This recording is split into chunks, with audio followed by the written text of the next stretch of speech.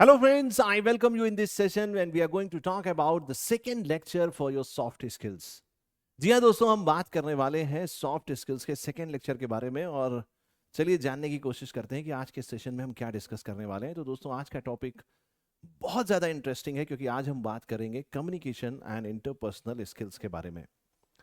आप अपने रिक्रूटमेंट के प्रोसेस में जितने भी फेजेस क्लियर करते हैं या क्लियर करना चाहते हैं, उसमें कम्युनिकेशंस और इंटरपर्सनल स्किल्स का एक बड़ा इंपॉर्टेंट रोल है।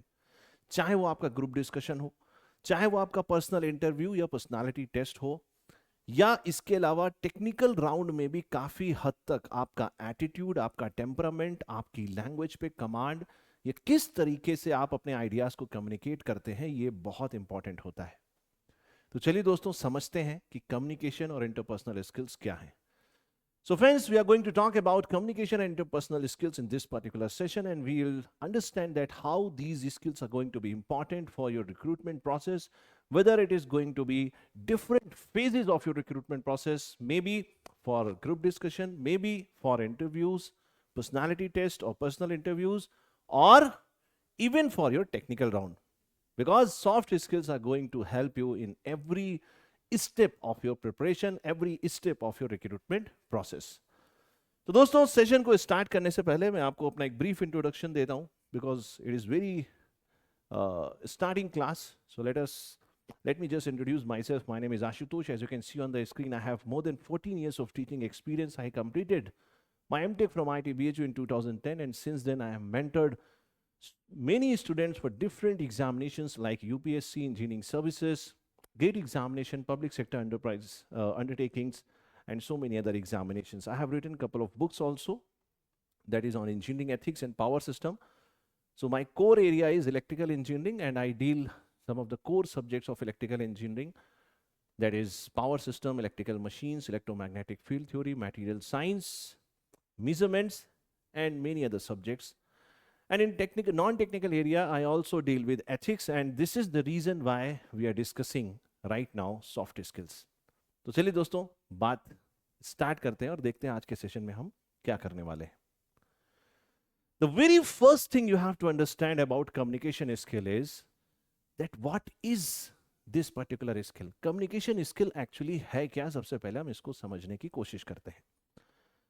The very fundamental understanding of this particular skill is that how better you can express your ideas, your thoughts, yourself in front of others. अगर आप किसी अकेले कमरे में बैठे हैं तो वहां पर आप जो कुछ बोल रहे हैं वो कम्युनिकेशन स्किल्स नहीं है, क्योंकि जो आप बोल रहे हैं, या कई बार हम नॉन वर्बल कम्युनिकेशन की भी बात करते हैं, मतलब बिना कुछ बोले भी बहुत कुछ कहा जाता है। तो अगर कोई भी उस कमरे में प्रेजेंट नहीं है तो उसको हम कम्युनिकेशन स्किल नहीं कहेंगे, क्योंकि आपको समझने वाला, आपको ऑब्जर्व करने वाला सामने कोई भी नहीं है। इसका मतलब जैसे ही कम्युनिकेशन शब्द आएगा तो एटलीस्ट हमारे पास दो या दो से ज्यादा लोग होने चाहिए। यस और नो? बात समझ में आ रही है? So it is the interaction, और you can say the exchange of ideas, thoughts through verbal और non verbal methods. It may be verbal, it may be non verbal. हम कई बार अपनी बातों को, अपने आइडियाज को बोल के एक्सप्रेस करते हैं, और कई बार बिना बोले भी हम एक्सप्रेस कर सकते हैं। हमारी बॉडी लैंग्वेज, हमारा आई कांटेक्ट, हमारे हैंड्स मूवमेंट्स बहुत कुछ रिफ्लेक्ट करते हैं। तो आई होप ये बात सबको क्लियर है, समझ में आ गई है कि कम्युनिकेशन स्किल्स क्या है। अपने आप को एक्सप्रेस करना इन फ्रंट ऑफ अदर्स, दूसरों का होना बहुत जरूरी है। अगर वहां पर दूसरे नहीं है तो ऐसे सिचुएशन में हम उसको कम्युनिकेशन स्किल नहीं कहेंगे। यस और नो? बात समझ में आ रही है? चलिए आगे बढ़ते हैं और समझते हैं कि कम्युनिकेशन स्किल्स किस किस तरह की हो सकती हैं। What are the different types of communication skills, और ये स्किल्स किस तरीके से आपके इंटरव्यू में, आपके ग्रुप डिस्कशन में और आपके इवन टेक्निकल राउंड में एक इंपॉर्टेंट रोल प्ले करते हैं। चलिए उसको समझने की कोशिश करते हैं। तो अगर हम बहुत ब्रीफ में समझने की कोशिश करें तो इसमें कोई रॉकेट साइंस नहीं है, हम बहुत आसानी से समझ सकते हैं कि communication can be verbal communication, can be written communication, can be non-verbal communication, that is your body language, your eye contact, your facial expression, your hand movements, how you are sitting, your sitting posture, your standing posture, ये बहुत कुछ reflect करता है and that is nothing but a part of communication skills. यहां पर एक और dimension है जो आपको समझना होगा, और ये बहुत इंपॉर्टेंट है। ये उतना ही इंपॉर्टेंट है जितना इंपॉर्टेंट बोलना है, उतना ही इंपॉर्टेंट चुप रह के दूसरे को सुनना है। So listening to others is also a very crucial part of your communication skill. जब भी आप ग्रुप डिस्कशन में होते हैं तो ये बड़ा इंपॉर्टेंट है कि जब कोई बोल रहा है तो आप उसको उतने ही अटेंशन से सुने जितना अटेंशन आप उससे चाहते हैं जब आप बोलेंगे। यस और no? You can be a great speaker only if you are a great listener. ये बड़ी पुरानी कहावत है। आप एक अच्छे प्रवक्ता, एक अच्छे स्पीकर तभी हो सकते हैं जब आप एक अच्छे लिसनर हो। यस और नो? तो ब्रॉडली अगर हम क्लासिफाई करें तो कम्युनिकेशन को हम डिफरेंट डायमेंशंस में कैसे क्लासिफाई कर सकते हैं? Verbal communication, non verbal communication, written communication, listening and presentation. Verbal communication जो बहुत ही आसानी से हम समझ सकते हैं, और ज्यादातर बच्चों के दिमाग में जैसे ही कम्युनिकेशन शब्द आता है सबसे पहले यही कम्युनिकेशन उनके दिमाग में आती है। So verbal communication is nothing but the verbal interaction between two और मोर देन टू पीपल। या तो दो लोग आपस में बात कर रहे होंगे, या कोई एक बोल रहा होगा और बहुत सारे लोग सुन रहे होंगे। तो जो पब्लिक स्पीकिंग है that is nothing but an example of verbal communication. लोगों से इंटरैक्ट करना, लोगों से बात करना, आपके सामने जो बैठा है वो कैसे आपको वैल्यू करेगा। देखो बात समझना, छोटी बात है लेकिन बड़ी बात है। किसी भी बात को आप किस तरह से प्रेजेंट कर रहे हैं, बात करने के तरीके से उस बात की वैल्यू चेंज हो जाती है। यस और no? And this is how you have to learn the very idea of communication skill. वही सेंटेंस, वही शब्द किस तरीके से कहे जाएं कि सामने वाला उससे पॉजिटिवली प्रभावित हो, नेगेटिवली प्रभावित ना हो। आपकी जो इमेज उसके दिमाग में बने वो एक अच्छी इमेज बने, नेगेटिव इमेज ना बने। सो वर्बल कम्युनिकेशन मींस जब भी दो या दो से ज्यादा लोगों के बीच में एक ऐसा इंटरेक्शन हो जिसमें कोई एक आदमी कुछ कह रहा है, दूसरा आदमी सुन रहा है। somebody is the speaker and somebody is the listener. It may be minimum two people or more than two people. तो वर्बल कम्युनिकेशन सबको क्लियर है। Non verbal communication, your eye contact, your hand movements, your body language, how you are standing. अब कुछ लोग जैसे ऐसे खड़े होते हैं, यस और नो? कुछ लोग ऐसे खड़े होते हैं, कुछ लोग ऐसे खड़े होते हैं, कुछ लोग ऐसे भी खड़े होते हैं। यस और नो? कुछ लोग ऐसे भी खड़े होते हैं, कुछ लोग जेब में हाथ डाल के खड़े होते हैं। तो अलग अलग तरीके से जब आपका स्टैंडिंग या सिटिंग पोस्चर होता है तो वो आपकी पर्सनैलिटी के बारे में बहुत कुछ बताता है। आपने देखा होगा जब आप इंटरव्यू में जाते हैं, जब आप इंटरव्यू में एंटर कर रहे होते हैं तो आपको बहुत कुछ सिखाया जाता है कि आपको इंटरव्यू रूम में कैसे एंटर करना है। जैसे बहुत सारे बच्चे क्या गलती करते हैं कि वो डोर ओपन करेंगे और थोड़े से अंदर आ जाएंगे और फिर पूछेंगे may I come in sir, may I come in ma'am.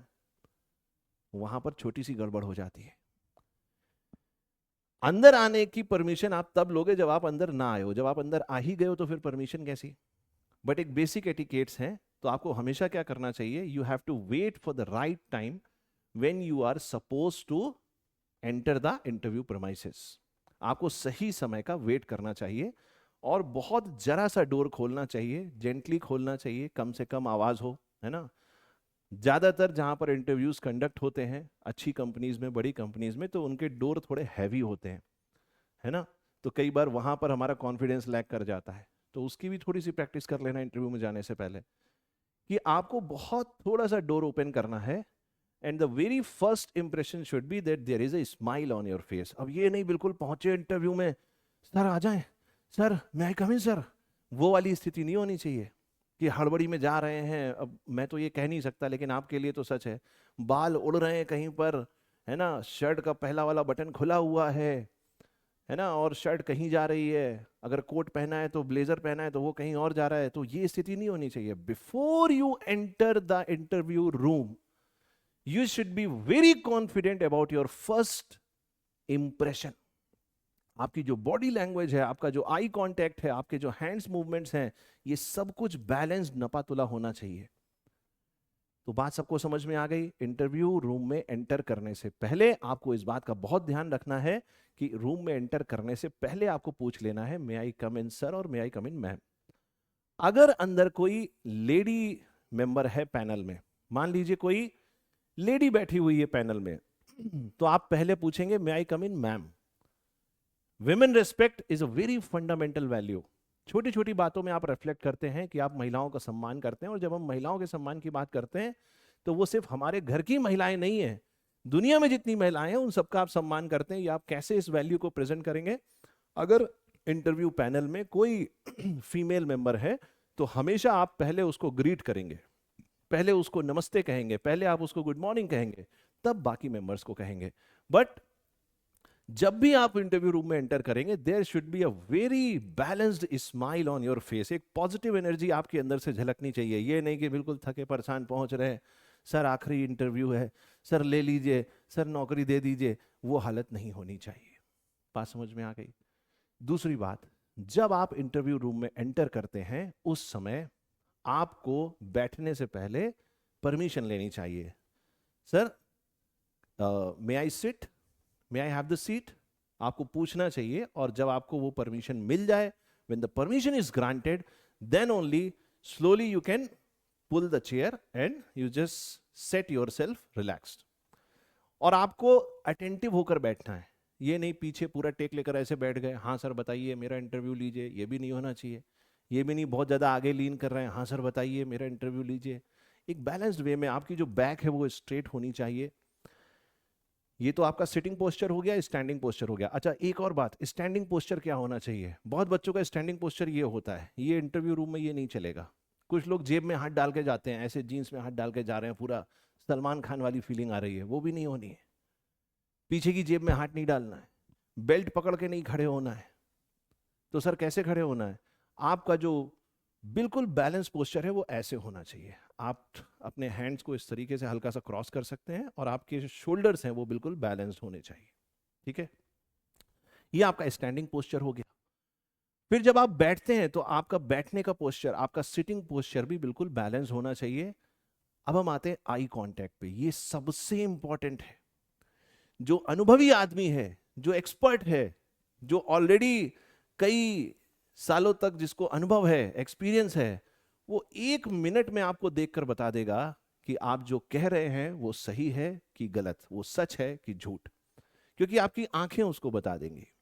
ठीक है, आपका फेशियल एक्सप्रेशन उसको बता देगा। तो ये बहुत जरूरी है कि जब भी आप कोई भी इंटरव्यू में क्वेश्चन आंसर करें तो जिस मेंबर ने क्वेश्चन पूछा है आप उस मेंबर को प्रॉपर आई कांटेक्ट करें उसके साथ, बट साथ ही साथ जो बाकी मेंबर्स हैं उनको इग्नोर मत करें।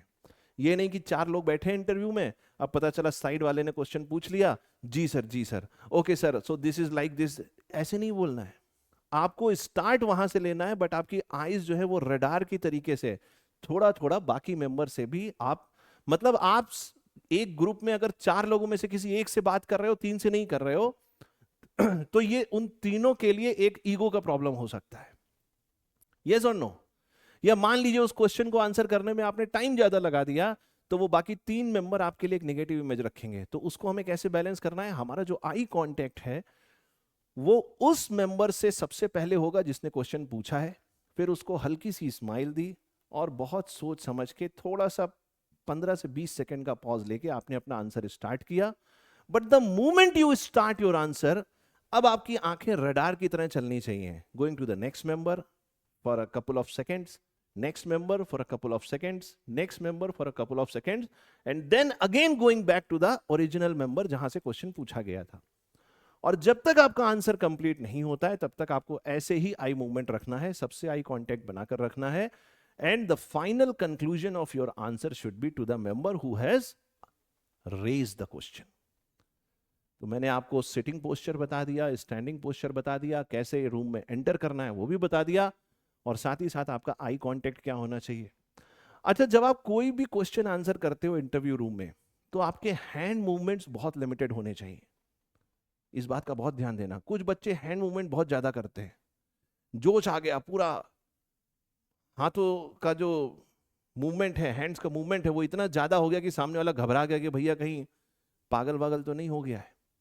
तो उसका भी आपको ध्यान रखना है कि आपकी बॉडी का जो पोस्चर है, आपके आईज का कांटेक्ट और आपके हैंड्स का मूवमेंट, ये बिल्कुल बैलेंस्ड होना चाहिए। इसमें कुछ भी बहुत एक्सट्रीम नहीं होना चाहिए जो कहीं ना कहीं इंटरव्यू में आपके लिए एक नेगेटिव इमेज बना सकता है। तो ये सारी चीजें किस में आती हैं? ये सारी की सारी नॉन वर्बल कम्युनिकेशन में आती हैं, क्योंकि इसमें आप कुछ कह नहीं रहे हो, कुछ बोल नहीं रहे हो, लेकिन आपकी बॉडी, आपका माइंड एक सिंक्रोनिज्म में है। ये कैसे इंश्योर होगा? जब आप एक बैलेंस्ड पोस्चर में होगे, आपके मूवमेंट्स बैलेंस्ड होंगे, आपका आई कांटेक्ट बैलेंस्ड होगा। Let us now go to the next part of communication, that is written communication. Written communication भी एक बहुत बड़ी स्किल है। हम कई सारी आज के सेशन में हम केस स्टडीज भी डिस्कस करेंगे, उससे रिलेटेड कुछ क्वेश्चंस भी करेंगे, और साथ ही साथ मैं आपको कम्युनिकेशन के कुछ थिंकर्स के बारे में भी बताऊंगा। अब कुछ लोगों के कान खड़े हो जाएंगे, सर हम तो प्लेसमेंट की तैयारी कर रहे हैं, थोड़ा बहुत हमें बता दीजिए, ये थिंकर विंकर का हम क्या करेंगे? तो देखो, थिंकर जो है वो मैं आपको पूरा थिंकर नहीं पढ़ाने जा रहा हूं, मैं उस थिंकर की, उस फिलोसोफर की थ्योरी का वो क्रक्स आपको बताऊंगा, जिससे आपका दिमाग खुलेगा, जिससे आप चीजों को समझोगे, इंपॉर्टेंस समझोगे। तो वो सिर्फ आपके लिए आई ओपनर है। जैसे आंखों में वो 2 बूंद ड्रॉप डालते हैं ना दवा की, बस वो उतना ही है, वो बहुत डिटेल नहीं है, तो ज्यादा परेशान नहीं होना। तो रिटन कम्युनिकेशन बहुत इंपॉर्टेंट है during the process of your recruitment and even after your recruitment. आपको प्रोफेशनल मेल कैसे लिखना है, आपको प्रोफेशनल कम्युनिकेशन कैसे करना है रिटन में, या इवन आप जब अपने करिकुलम विटाई या रिज्यूमे को बनाते हो तो वो कैसे आपको बैलेंस करना है, ये सारा का सारा किस में आता है? रिटन पार्ट ऑफ कम्युनिकेशन में आता है। और ये भी बड़ी इंपॉर्टेंट स्किल है, क्योंकि जब आप इंटरव्यू रूम में होते हो तो वो तो आपका कोई चाचा और मामा है नहीं जो सामने बैठा है, वो कोई रिलेटिव तो है नहीं, वो आपकी हिस्ट्री तो जानता नहीं है। तो आपके बारे में जो भी कुछ है वो सिर्फ और सिर्फ उस रिज्यूमे में लिखा है, उस करिकुलम विटाई में लिखा है। अब यहां पर मैं एक चीज और क्लियर कर दूं, बहुत सारे बच्चों को ये कंफ्यूजन होता है, यहीं पर क्लियर कर देता हूं। देखो, सॉरी, एक छोटा सा कंफ्यूजन जो बहुत सारे बच्चों के दिमाग में होता है, उसको मैं थोड़ा सा क्लियर कर देता हूं। एक सेकंड का टाइम देना, जरा मैं एक्स्ट्रा पेज ऐड कर लूं। चलिए, तो हम बात कर रहे थे different types of communication skills के बारे में, और हम बात कर रहे थे रिटन कम्युनिकेशन के बारे में। तो वहां पर हमने एक छोटा सा पॉज लिया और हम बात कर रहे हैं करिकुलम विटाई के बारे में, जिसको आप शॉर्ट फॉर्म में सीवी कहते हैं, और रिज्यूमे के बारे में। करिकुलम विटाई, जिसको शॉर्ट फॉर्म में आप क्या बोलते हो? सीवी, और दूसरी तरफ है रिज्यूम, या रिज्यूमे भी कुछ लोग इसको बोलते हैं। ठीक है, रिज्यूमे। देखो, मैं आपको एक मंत्र देता हूं, मैं आपको एक ट्रिक देता हूं। आप लाइफ में कुछ भी पढ़ रहे हो, कुछ भी सीख रहे हो, सबसे पहले आप भाषा के ऊपर ध्यान दो, लैंग्वेज के ऊपर ध्यान दो, शब्द के ऊपर ध्यान दो। रिज्यूमे शब्द, इसका एक्चुअल मीनिंग क्या है समझना। जब रिज्यूम शब्द एक वर्ब की तरह यूज होता है तो इसका मतलब होता है किसी चीज को रीस्टार्ट करना, रिज्यूम करना। For example, resuming a particular project, कोई प्रोजेक्ट चल रहा था फिर बीच में रुक गया, अब उसको आप रीस्टार्ट कर रहे हो। लेकिन जब एज अ नाउन आप रिज्यूम शब्द को यूज करते हो तो इसका मतलब क्या होता है? To give a brief idea about somebody's professional achievements. किसी की लाइफ में क्या प्रोफेशनल अचीवमेंट्स हैं, उसका जो ब्रीफ अकाउंट है, that is called resume. But resume ज्यादातर हम तब यूज करते हैं जब ऑलरेडी किसी के पास कुछ एक्सपीरियंस होता है। जो वर्किंग प्रोफेशनल्स हैं वो ज्यादातर रिज्यूमे की बात करेंगे, टेक्निकली अगर मैं बात करूं। और जो फ्रेशर हैं, जो पहली बार जॉब पाने की कोशिश कर रहे हैं, वो ज्यादातर सीवी की बात करेंगे या करिकुलम विटाई की बात करेंगे। तो आपके कॉलेज में, कैंपस में जब कंपनीज आएंगी तो वहां पर आपसे सीवी मांगा जाएगा। लेकिन जब आप ऑलरेडी कहीं जॉब कर चुके हैं, अब आप दूसरी जगह स्विच करना चाहते हैं, रीस्टार्ट करना चाहते हैं, तो आपसे रिज्यूमे मांगा जाएगा। ये बेसिक डिफरेंस है दोनों के बीच में। बहुत कम लोगों को ये डिफरेंस पता होता है, बट आपको पता होना चाहिए। जब आप ऑलरेडी वर्किंग प्रोफेशनल होते हो, आपके पास एक्सपीरियंस होता है, तो आपका जो प्रोफेशनल अचीवमेंट्स है वो सबसे ज्यादा इंपॉर्टेंट होते हैं। और इसीलिए जो रिज्यूमे है, it should not be more than 1 page. More than 1 page, 1 page से ज्यादा का रिज्यूमे नहीं होना चाहिए। लेकिन जब आप फ्रेशर होते हो तो नौकरी पाने के लिए अपनी सारी बातों को उस 1-2 पन्ने में रिफ्लेक्ट करने के लिए आपको हो सकता है 2 पेजेस लग जाएं। तो करिकुलम विटाए मे बी 1 और 2 pages, but it should not be more than 2 pages. ये मेरा सजेशन है। कुछ लोग 3 पन्ने का भी बना लेते हैं भाई। कई बच्चे लिख देते हैं ना अपने सीवी में कि मैं क्लास 6 ऑनवर्ड्स में क्लास का मॉनिटर था। कुछ लोग गाड़ी के पीछे भी लिखवा लेते हैं x class monitor, x class prefect, है ना, कक्षा अध्यक्ष, पूर्व कक्षा अध्यक्ष। तो वो सब अचीवमेंट्स नहीं है, ठीक है। वो मत लिखना सीवी में, बहुत नेगेटिव होता है। बहुत लोग लिख देते थे, तो मत लिखना उसको, ठीक है। तो आप सीवी में सिर्फ वही लिखिए जो आप चाहते हैं कि आपसे इंटरव्यू में पूछा जाए, क्योंकि जो आपने यहां लिखा होगा उसी से रिलेटेड, उसी के आसपास आपसे क्वेश्चंस पूछे जाएंगे। तो आपको अपने रिज्यूमे या सीवी में कुछ भी ऐसा नहीं लिखना है जो कहीं से भी आपके इंटरव्यू को गलत डायरेक्शन में ले जा सकता है। So everybody is getting this, that making your resume or CV is a part of written communication. आप कितने अच्छे तरीके से अपने आप को, अपने प्रोफेशनल अचीवमेंट्स को रिफ्लेक्ट करते हो, कम से कम शब्दों में ज्यादा इफेक्टिव तरीके से आपको अपने आप को एक्सप्रेस करना है। आई होप सबको मेरी बात समझ में आ गई होगी। फिर हम बात करते हैं लिसनिंग की। Listening is also a very important and crucial part of your communication skill. जब दूसरा बोल रहा है तो उसको सुनना। अच्छा, सुनने के भी तरीके हैं। एक तो तरीका यह है कि सामने वाला बोल रहा है, आपने ऐसे कर लिया या आपने ऐसे सर पे हाथ रख लिया, तो सामने वाले को क्या रिफ्लेक्ट होगा कि वो आपको टॉर्चर कर रहा है ना। जब क्लास में हम पढ़ाते हैं तो कुछ बच्चे ऐसे बैठे होते हैं, अरे वाह, अरे भैया ये क्या चल रहा है, कुछ समझ में ही नहीं आ रहा है, ये क्या हो गया। तो ये बहुत गलत पोस्चर है। It is not a good balance posture of reflecting that you are a good listener.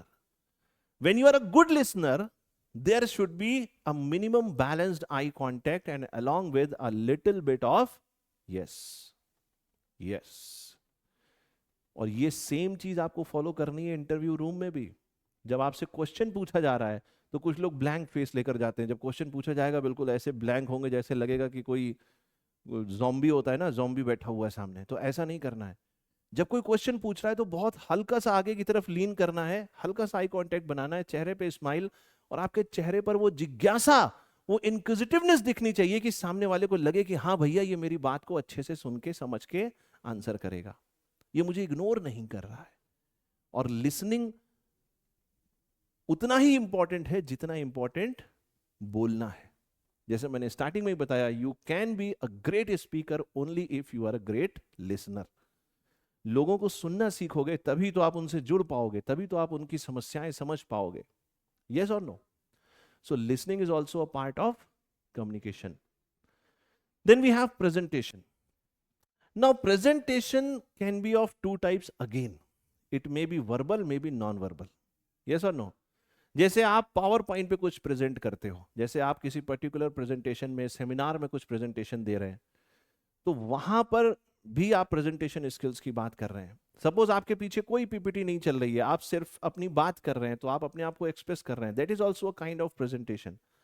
जब आप इंटरव्यू रूम में एंटर करते हैं तो वहां पर आप अपनी प्रोफेशनल अचीवमेंट्स, प्रोफेशनल स्किल्स और अपनी पर्सनालिटी के जो डिफरेंट फेसेट्स हैं, जो डिफरेंट वैल्यू सिस्टम आप कैरी करते हैं, उसको आप वर्बल और नॉन वर्बल तरीके से प्रेजेंट करते हैं। सो प्रेजेंटेशन बड़े ही सटल वे में हम कह सकते हैं, but also a very important part of your communication skills.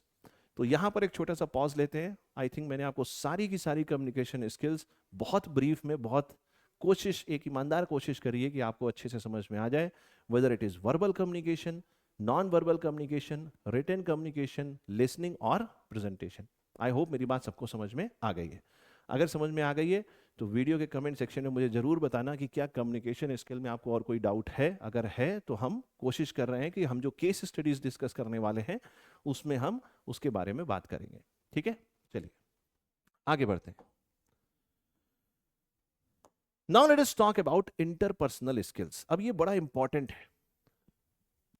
कई सारे बच्चे कम्युनिकेशन स्किल्स और इंटरपर्सनल स्किल्स को आपस में कंफ्यूज कर देते हैं। जब मैंने पहला सेशन लिया सॉफ्ट स्किल का, तो उसमें एक बच्चे ने कमेंट भी लिखा, फिर मैंने उसको समझाया भी। उसने कमेंट में लिखा, क्या लिखा वो भी मैं आपको बताता हूं। उसने कमेंट में लिखा कि जो इंट्रोवर्ट होता है, an introvert person struggles in communication skills. तो मैंने उसको यहां पर करेक्ट किया। एक्चुअली उसने क्या गलती करी यहां पर, कितने लोगों ने पकड़ लिया कि उसने गलती क्या करी। Introvert is a person who is a very shy nature, yes और नो। इंट्रोवर्ट एक ऐसा आदमी है, एक ऐसा इंसान है, आदमी मतलब औरत भी हो सकता है, मतलब मे बी मेल फीमेल और what ever it is, who is not easily mingling with others, जो दूसरों में जल्दी मिक्स नहीं हो पाता है, यस और नो। तो इंट्रोवर्ट आदमी जो है, जरूरी नहीं है कि वो कम्युनिकेशन स्किल में स्ट्रगल कर रहा हो। इसके मैं आपको बहुत अच्छे एग्जाम्पल दे सकता हूं। जैसे अमिताभ बच्चन एक इंट्रोवर्ट है, बट जब वो डायलॉग डिलीवरी करते हैं तो छा जाते हैं। तो एक इंट्रोवर्ट आदमी बहुत अच्छा स्पीकर हो सकता है, ग्रेट स्पीकर हो सकता है। इंट्रोवर्ट कम्युनिकेशन स्किल्स में बेटा स्ट्रगल नहीं करता है। किस में स्ट्रगल करता है? इंटरपर्सनल स्किल्स में, इंटरपर्सनल स्किल में। और अगर यही समझ में आ गया तो आपको कम्युनिकेशन और इंटरपर्सनल स्किल्स में अंतर समझ में आ जाएगा। बात समझ में आ रही है कि नहीं? इसको थोड़ा सा हम डिफरेंशिएट भी करते हैं ताकि आपको एक बेटर क्लैरिटी हो, और जब बेटर क्लैरिटी होगी तभी आप इसको अच्छे से समझ भी पाओगे। तो चलिए एक बेसिक डिफरेंस देखते हैं कि दोनों के बीच में एक बेसिक डिफरेंस क्या है। तो एक तरफ हम बात करेंगे कम्युनिकेशन स्किल्स की और एक तरफ हम बात करेंगे इंटरपर्सनल स्किल्स की।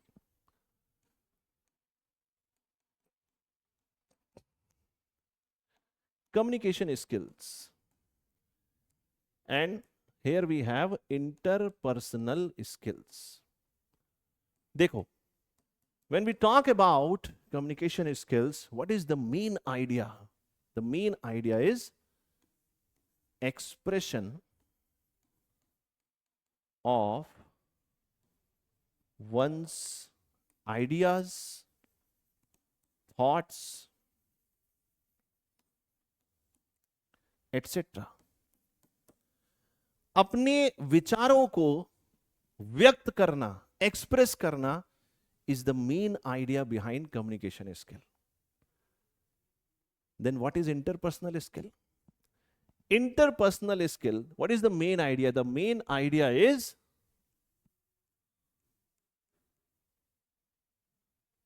social interaction. Social interaction. आप दूसरों से कैसे इंटरैक्ट करते हो, सोशल रिलेशंस, दूसरों से आपके कैसे रिलेशंस होते हैं, प्रोफेशनल रिलेशंस,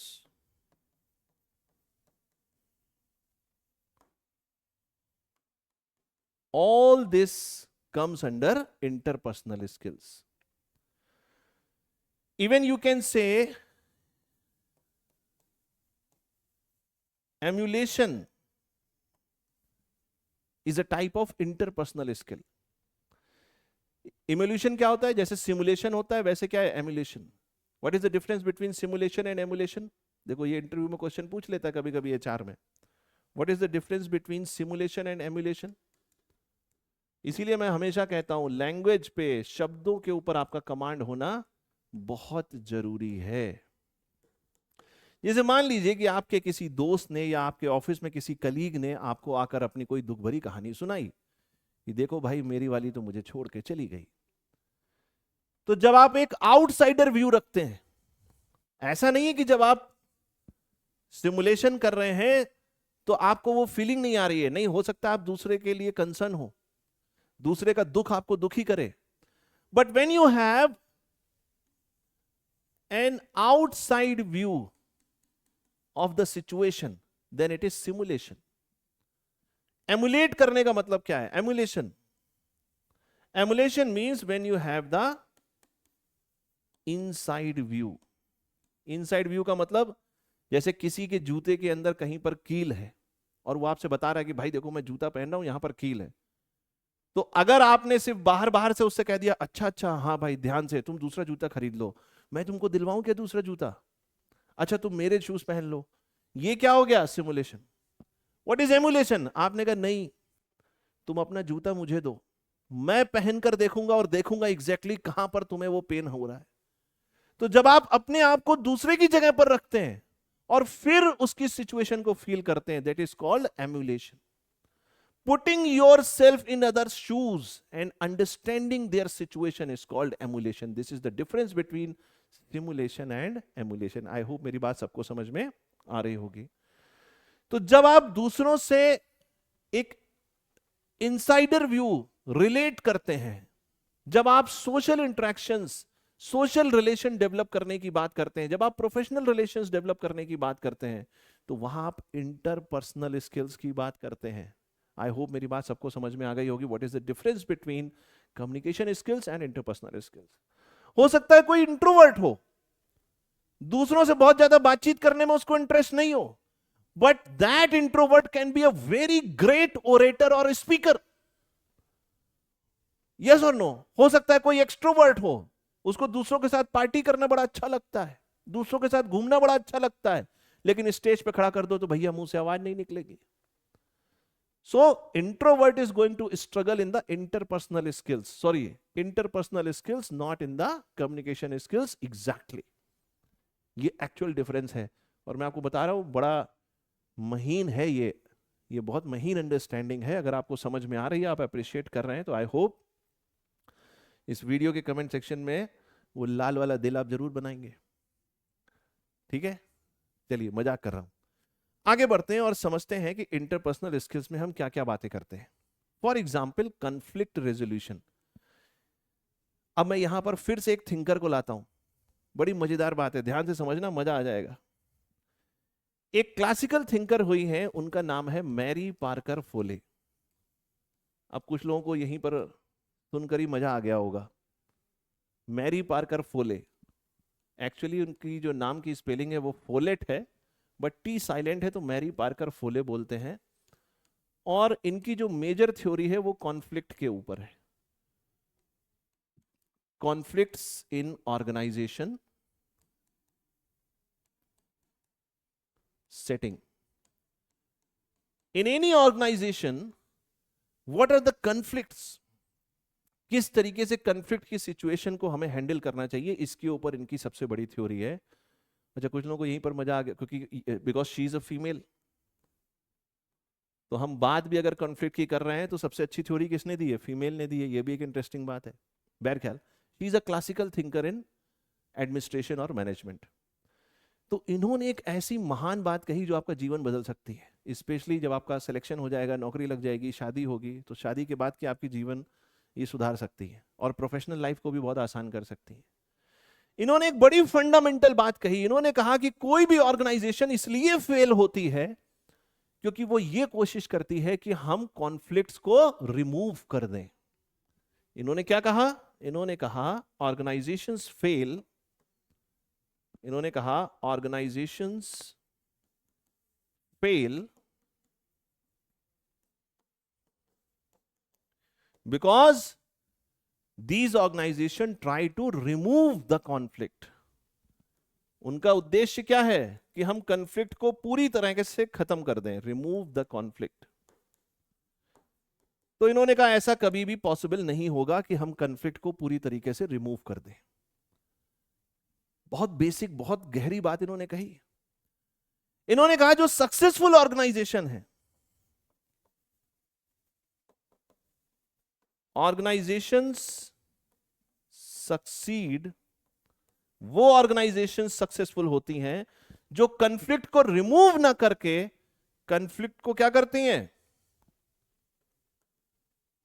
कॉन्फ्लिक्ट को मैनेज करते हैं, कॉन्फ्लिक्ट मैनेजमेंट को फॉलो करते हैं। और यही आपको शादी के बाद भी करना है। भाई ज्यादातर डाइवोर्सेस क्यों होते हैं? क्योंकि पति और पत्नी दोनों क्या कोशिश कर रहे हैं कि कन्फ्लिक्ट को हम खत्म कर दें। मजे की बात यह है कि उन्होंने थ्योरी नहीं पढ़ी। उनको पता ही नहीं है कि किसी भी कॉन्ट्रैक्ट में, शादी क्या एक कॉन्ट्रैक्ट है, marriage is a social contract. उनको यह पता ही नहीं है कि किसी भी ऑर्गेनाइजेशनल सेटिंग में हम कभी भी कॉन्फ्लिक्ट्स को 100% रिमूव नहीं कर सकते, हम सिर्फ उनको मैनेज कर सकते हैं। बात समझ में आ रही है? तो वो लाल वाला दिल बना देना कमेंट सेक्शन में। और जितनी भी सक्सेसफुल ऑर्गेनाइजेशंस हैं वो ऑर्गेनाइजेशंस हैं जिनमें कॉन्फ्लिक्ट्स आए, उन्होंने कॉन्फ्लिक्ट को रिमूव करने की कोशिश नहीं करी, उसको मैनेज करने की कोशिश करी। बात समझ में आ रही है? अब इन्होंने कुछ मेथड भी बताया कि कॉन्फ्लिक्ट्स को हमें कैसे मैनेज करना चाहिए, वो भी इंपॉर्टेंट है, कहीं ना कहीं आपको काम ही आ जाएगा। कॉन्फ्लिक्ट को मैनेज करने के लिए इन्होंने 3 रास्ते बताए। पहला है डोमिनेशन। डोमिनेट करने का मतलब क्या होता है? देखो, डोमिनेशन आप तभी यूज कर सकते हो किसी कॉन्फ्लिक्ट को मैनेज करने के लिए या रिजॉल्व करने के लिए, जब वो कॉन्फ्लिक्ट किसी हायर अथॉरिटी और लोअर अथॉरिटी के बीच में हो। कोई बॉस हो और कोई उसका सबऑर्डिनेट हो। तो बॉस क्या करेगा? अपनी पावर को यूज करेगा, अथॉरिटी को यूज करेगा और डोमिनेट करेगा सिचुएशन को और उस कॉन्फ्लिक्ट को रिजॉल्व कर देगा। जैसे 2 एम्प्लॉइज आपस में लड़ रहे हैं, ऐसी सिचुएशंस आपको इंटरव्यू में भी दी जा सकती हैं, केस स्टडीज दी जा सकती हैं कि 2 एम्प्लॉइज आपस में किसी मुद्दे पर लड़ रहे हैं। अब उस कॉन्फ्लिक्ट को कैसे रिजॉल्व किया जाए? तो उनका जो बॉस है उसने कहा भाई देखो आपस में मत लड़ो, मैं जो बता रहा हूं वैसे करो, बात खत्म हो गई, ना तुम कुछ बोलोगे ना तुम कुछ बोलोगे। तो यहां क्या हुआ? Domination. What is the second thing? Second thing is cooperation. Cooperation में क्या हो रहा है? अगर 2 लोगों के बीच में कॉन्फ्लिक्ट है, 2 डिपार्टमेंट्स के बीच में कॉन्फ्लिक्ट है, 2 सिस्टम्स के बीच में कॉन्फ्लिक्ट है, तो वहां पर अगर हम कॉपरेशन करें, कॉपरेशन का मतलब क्या है? मान लो 2 लोग आपस में लड़ रहे हैं, तो मैंने इस वाले से बोला भैया 1 कदम तू पीछे चले जा, 1 कदम तू पीछे चले जा। दोनों ने थोड़ा थोड़ा एक दूसरे के साथ एडजस्ट किया और एक कॉपरेशन हो गया और फाइनल हमने उस कॉन्फ्लिक्ट को रिजॉल्व कर लिया। तो जब सेम हायरार्की के लेवल पर कॉन्फ्लिक्ट होगा तो वहां पर हम किससे रिजॉल्व कर सकते हैं? कॉपरेशन से। जब 2 हायरार्किकल लेवल में कॉन्फ्लिक्ट होगा, समझना इस बात को, वो कॉन्फ्लिक्ट वहां तक पहुंचा तो जो ऊपर वाला है, जो बॉस है, वो डोमिनेशन करेगा, डोमिनेट करेगा सिचुएशन को और कॉन्फ्लिक्ट को रिजॉल्व कर देगा। तीसरा जो है वो सबसे कठिन है, वो है इंटीग्रेशन। ये सुनने में बड़ा अच्छा लगता है, बट इसको प्रैक्टिकली फॉलो करना it's very difficult to achieve. It is very difficult to achieve. It is very difficult to achieve. अब इंटीग्रेशन में देखो क्या हो रहा है। इंटीग्रेशन में अगर 2 एम्प्लॉइज के बीच में कॉन्फ्लिक्ट है, 2 डिपार्टमेंट्स के बीच में कॉन्फ्लिक्ट है, या 2 सिस्टम्स के बीच में कॉन्फ्लिक्ट है, तो उन दोनों को इस तरीके से आपस में इंटीग्रेट किया जाता है कि ना ये बुरा माने ना ये बुरा माने। अब ये सुनने में बड़ा अच्छा लग रहा है, लेकिन प्रैक्टिकल सिचुएशंस में ऐसा कर पाना बड़ा ही मुश्किल है। And this is the reason I have written it is very difficult to achieve. तो मैरी पार्कर फोले ने आपको यह समझाया कि कॉन्फ्लिक्ट की सिचुएशन को कैसे हैंडल करना है ऑर्गेनाइजेशनल सेटिंग में, और मैंने आपको रिलेट करके बताया कि पर्सनल लाइफ में भी आप कॉन्फ्लिक्ट को खत्म नहीं कर सकते। बहुत लोगों के डाइवोर्सेज इसीलिए होते हैं कि वो कॉन्फ्लिक्ट को खत्म करना, खत्म कभी नहीं होगा, हो ही नहीं सकता। सिर्फ आपको उसको मैनेज करना है। अब कैसे मैनेज करेंगे? नई नई शादी हुई है, वो बीवी जो है फुल थ्रोटल पे है ना। स्टार्टिंग में तो सीधे वो दुर्गा माता वाला रूप होता है ना, तो वहां पर तो गड़बड़ हो जाती है। उसको कैसे मैनेज करेंगे? तो मैनेज ऐसे ही करना है कि आपको पूर्ण सरेंडर कर देना है। Complete surrender is the solution. थोड़ा हंसी मजाक के लिए मैं आपको बता रहा हूं, but the idea is when you are in an organizational setting, what is required to manage the conflict. Conflict को आप कैसे मैनेज करते हैं, डिसएग्रीमेंट को कैसे मैनेज करते हैं, ये बहुत इंपॉर्टेंट इंटरपर्सनल स्किल है।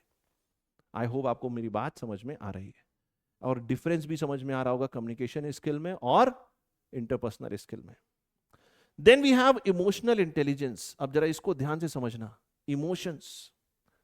अब यहां पर आपको सब, अब इमोशनल इंटेलिजेंस आप तब समझ पाओगे जब आपको इमोशंस के बारे में पता हो.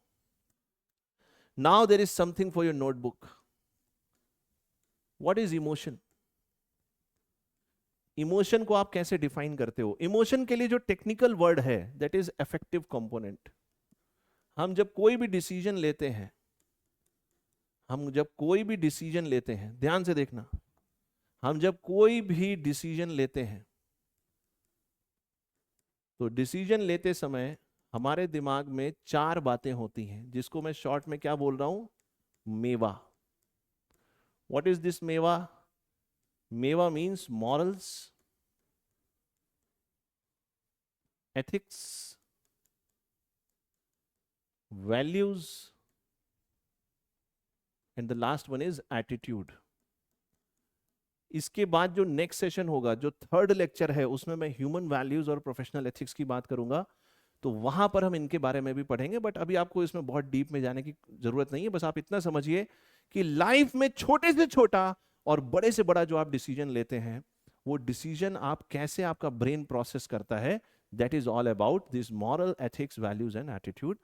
तो डिसीजन मेकिंग जब आप लेते हैं तो 3 कंपोनेंट उसके होते हैं. पहला होता है कॉग्निटिव कंपोनेंट, दूसरा होता है अफेक्टिव कंपोनेंट.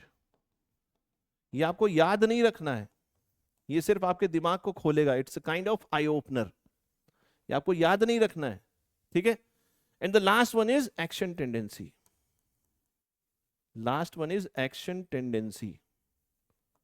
अभी मैं एक बड़े अच्छे एग्जाम्पल से आपको ये समझाने की भी कोशिश करूंगा कि ये है क्या. तो देखो, कॉग्निटिव कंपोनेंट या कॉग्निशन जहां पर आ जाए, समझ जाओ यहां पर किसकी बात हो रही है? यहां पर ब्रेन एक्टिविटी की बात हो रही है. It is something related to the brain activity. Sir क्या है ब्रेन एक्टिविटी? हमें तो कुछ समझ में ही नहीं आ रहा है. एक एग्जाम्पल दूंगा, सब समझ में आ जाएगा. एक एग्जाम्पल, जस्ट 30 सेकेंड का वेट करो, 40 सेकेंड का. तो जब हम ब्रेन एक्टिविटी की बात करते हैं, जब हम रैशनैलिटी की बात करते हैं, जब हम लॉजिक की बात करते हैं, और जब हम रीजनिंग की बात करते हैं, तो हम किसकी बात करते हैं? कॉग्निटिव कंपोनेंट की. ये सही, ये गलत. सही और गलत, राइट और रॉन्ग का जो फैसला है वो कहां से हो रहा है? ब्रेन एक्टिविटी से हो रहा है. दूसरा आता है अफेक्टिव कंपोनेंट. अफेक्टिव कंपोनेंट मतलब इमोशन. जो इमोशनल कंपोनेंट है ना, उसको हम अफेक्टिव कंपोनेंट कहते हैं. यहां कुछ भी सही और गलत नहीं है. जैसे कहते हैं ना कि प्यार में कुछ भी, प्यार और जंग में सब जायज है. प्यार और जंग में सब जायज है. तो प्यार में कुछ भी सही और गलत नहीं होता. Emotion can be your greatest strength also, and emotion can be your greatest weakness also. So when you are able to manage your emotions, and when you are able to make emotions one of your greatest strength, then it becomes emotional intelligence. हम उसकी अभी बात करेंगे, but उससे पहले effective component हो गया emotions. Action tendency मतलब जो भी आप सोच रहे हैं, जो आपके दिमाग में चल रहा है, क्या उसको आपने एक्शन में कन्वर्ट किया कि नहीं किया? Action. So this is the action part. आप जरा ध्यान से सुनो. अब मैं आपको एक एग्जाम्पल देता हूं और सारे बच्चे रिलेट कर पाएंगे. शायद लड़कियां उतने अच्छे से रिलेट ना कर पाए, लड़के जरूर रिलेट कर लेंगे. अब आप पीछे जाइए अपनी जिंदगी में वापस. पहली बार जब आपने 12th स्टैंडर्ड पास किया था और आप बीटेक में गए थे, या किसी ग्रेजुएशन में किसी कॉलेज में गए थे, हो सकता है बीसीए में गए हो या कहीं पर भी गए थे, बट जब आप स्कूलिंग से निकल के कॉलेज में गए थे पहली बार, तो वो घंटी आपके दिमाग में बजना शुरू हो गई थी. यस और नो? अपोजिट सेक्स जो अट्रैक्शन है, वो घंटी आपके दिमाग में बजना शुरू हो गई. तो जब आप कॉलेज पहुंचे, तो कॉलेज की जो सबसे अच्छी लड़की थी, सबसे सुंदर लड़की थी, वहां पर आपका अटेंशन आया, क्योंकि आपके ब्रेन ने डिसाइड किया ना. कॉलेज में तो बहुत सारी लड़कियां थी, लेकिन कोई एक ही आपको सबसे अच्छा लगा. तो वो कैसे डिसाइड हुआ? Brain activity. Brain activity, logic, rationality, reasoning, क्या सही है मेरे लिए और क्या गलत है. और जैसे ही यहां पर आपको ग्रीन सिग्नल मिला, जैसे ही यहां पर टिक हो गया कि हाँ यही है वो जो शाहरुख खान का डायलॉग है कि मन में घंटी बजने लगती है, तो वो एक्चुअली यही घंटी है। उसके बाद आता है इफेक्टिव कंपोनेंट। मम्मी कहती है बेटा जा 5 रुपए की धनिया ले आ, आधा किलो टमाटर ले आ, तो अंदर से क्या आवाज आती है, मम्मी बहुत थक गए हैं, कल हमने बहुत लंबी क्लास अटेंड करी थी, अब नहीं, शरीर जवाब दे चुका है जवानी में, हम नहीं ला पाएंगे। लेकिन गर्लफ्रेंड ने ऐसे धीरे से फोन पर बोल दिया कि सुनो, अगर तुम मुझसे वो ट्रू लव वाला करते हो तो हिमालय की चोटी पे, माउंट एवरेस्ट पे, केटू जो रेंज है, केटू कांचनजंगा रेंज है, वहां पर जाना, वहां पर एक लाल गुलाब है, मुझे वही चाहिए। तो अगर आपके अंदर इमोशंस हैं, आप नंगे पैर चले जाओगे, हो सकता है माउंट एवरेस्ट भी क्रॉस कर जाओ, क्योंकि इमोशंस, इमोशंस में भैया बहुत ताकत होती है। जो इंसान इमोशन से ड्रिवन होता है उससे ज्यादा पावरफुल, उससे ज्यादा पागल, उससे ज्यादा पैशनेट, उससे ज्यादा ताकतवर इंसान दुनिया में कोई है ही नहीं। बात समझ में आ रही है कि नहीं? So emotions are going to be a very very strong factor behind action. अब सबसे पहले तो आपको जो कॉलेज में सबसे अच्छी लड़की थी उसने अट्रैक्ट किया आपकी तरफ, आपका उसकी तरफ अट्रैक्शन बढ़ा, फिर इमोशंस डेवलप हुए, आपने उसके नाम को अपनी डायरी में लिखना शुरू किया, गुलाब रखना शुरू किया, लेटर लिखना, जो भी भगवान जाने क्या क्या करते हो आप लोग। ये तो लेटर वेटर तो पुरानी कहानी थी, आजकल तो बहुत सारे ऐप आ गए, क्या क्या करते हो तुम लोग खुद ही जानते हो, मैं तो अपने टाइम की बात बता रहा हूं। इमोशंस भी आ गए आपके मन में, लेकिन ग्रेजुएशन का आखिरी दिन था और आप उसको गुलाब नहीं दे पाए, यानी कि आपने कॉग्निटिव कंपोनेंट को पूरा एग्जीक्यूट किया, सही गलत डिसाइड किया, मन में इमोशंस भी आए, लेकिन एक्शन नहीं हो पाया, तो क्या उसका रिजल्ट आपको मिलेगा? नहीं मिलेगा। बात समझ में आ रही है? तो कोई भी डिसीजन जब आप लाइफ में लेते हो तो ये तीनों कंपोनेंट इंपॉर्टेंट हैं। आपने जो ब्रेन एक्टिविटी से सोचा, आपके अंदर जो इमोशंस जनरेट हुए, और फिर आपने उसको एक्शन में कन्वर्ट किया, तब जाकर आपका फाइनल जो बिहेवियर है वो सामने आएगा। तो आई होप सबको इमोशन क्या है समझ में आ गया। अच्छा, इमोशन का एक और डायमेंशन है। इमोशन को बहुत लोगों से मैंने पूछा डिफाइन करो कि भैया इमोशन है क्या, इमोशन को डिफाइन करो, तो बहुत सारे लोग नहीं बता पाते हैं इमोशन क्या है। आज मैं आपको एक ऐसी डिफिनीशन दे रहा हूं इमोशन की, लाइफ में कभी भी आप कंफ्यूज नहीं होगे कि सर इमोशन है क्या। बहुत ध्यान से सुनना, बहुत मजेदार है। जब किसी के पापा जी कार में बैठकर अपने छोटे से बच्चे को बगल में बिठाकर, एसी कार में, बढ़िया एसी चल रहा है और यो यो हनी सिंह के गाने चल रहे हैं, I am a millionaire, I am a millionaire, गाने चल रहे हैं, और मार्केट में जाते हैं, तो मार्केट में हो सकता है कोई गरीब बच्चा मिल सकता है जो उनकी कार के शीशे पे ऐसे नॉक करेगा कि भैया कुछ पैसे दे दो, कुछ खिला दो। वही पापा जी, वही इंसान जो अपने बच्चे के लिए सब कुछ लुटाने को तैयार हैं, वो उस बच्चे को 2 रुपए और 5 रुपए देने से पहले भी 10 बार सोचते हैं। क्यों? क्योंकि इमोशंस नहीं है, इमोशनली कनेक्ट नहीं है भाई साहब। और वहीं अपना बच्चा, क्योंकि उससे इमोशनल कनेक्ट है, वो अगर 100 रुपए की आइसक्रीम भी मांगेगा तो आप 500 की खिलाओगे, क्योंकि वहां इमोशंस है, वहां इमोशनल कनेक्ट है। सर समझ में नहीं आया आप क्या बता रहे हो? यही तो है, emotion is nothing but memory. Hello, कान में घंटियां बजी कि नहीं बजी?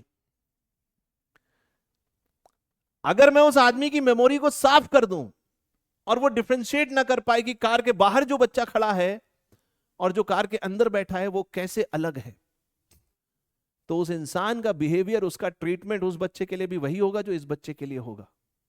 अभी रिसेंटली एक मूवी भी आई थी, शायद आप लोगों ने देखी हो, पता नहीं कैसे, मैं तो उतनी अच्छी नहीं लगी मुझे मूवी, मतलब ठीक ठीक ही ठाक थी, मतलब थोड़ा मेरी जो मिसेज हैं, जो वाइफ हैं, वो थोड़ा मूवीज़ ज़्यादा पसंद करती हैं, तो मुझे जाना पड़ता है, बच्चों के लिए जाना पड़ता है। मुझे बहुत मज़ा नहीं आता है बहरख्याल मूवीज़ में, मुझे किताबें पढ़ने में बहुत मज़ा आता है।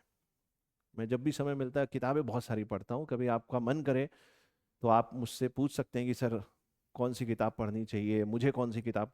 और बुक रीडिंग जो है वो आपकी पर्सनैलिटी में जो चेंजेस लाती है वो दुनिया में कोई चीज नहीं ला सकती, कोई चीज नहीं ला सकती, कोई मूवी नहीं ला सकती।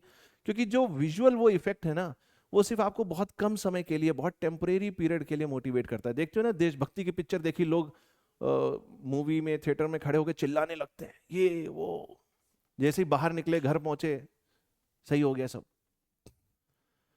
तो बहरहाल एक रिसेंट मूवी आई थी सैयारा करके, उसमें जो लड़की है, जो फीमेल एक्टर है, उसको यही प्रॉब्लम होती है, शायद डिमेंशिया है या पता नहीं एग्जैक्टली, मुझे याद नहीं आ रहा है। मतलब उसको मेमोरी लॉस हो जाता है, वो भूल जाती है, शॉर्ट पीरियड के बाद भूल जाती है चीजों को।